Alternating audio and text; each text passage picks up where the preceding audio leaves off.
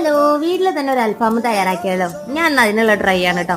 Chicken piece ready, പിന്നെ അത് നന്നായിട്ടെന്ന് പറഞ്ഞു.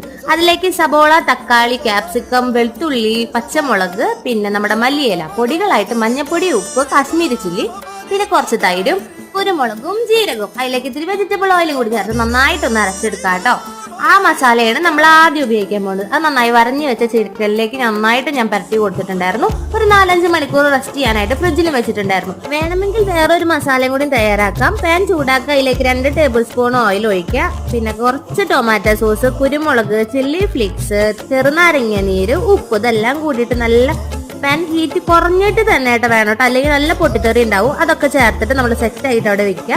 പിന്നെ ഞാൻ ചിക്കൻ എയർ ഫ്രയറിലേക്ക് വേഗം സുട്ട് അങ്ങോട്ട് എടുത്തിട്ടുണ്ടായിരുന്നു. പിന്നെ ആ മസാലയിലേക്ക് നമ്മുടെ ചിക്കനെ അങ്ങോട്ട് സ്പ്രെഡ് ചെയ്ത് കുറച്ചൊന്ന് ചൂടാക്കി എടുത്തപ്പോൾ നല്ല സംഭവം ഇവിടെ റെഡി ആയിട്ടോ. അപ്പോൾ എല്ലാവരും ഒന്ന് ട്രൈ ചെയ്യണം. അപ്പോൾ വീഡിയോ ഇഷ്ടപ്പെട്ടാൽ ലൈക്ക് ചെയ്യണം, കമന്റ് ചെയ്യണം, സബ്സ്ക്രൈബ് ചെയ്യണം.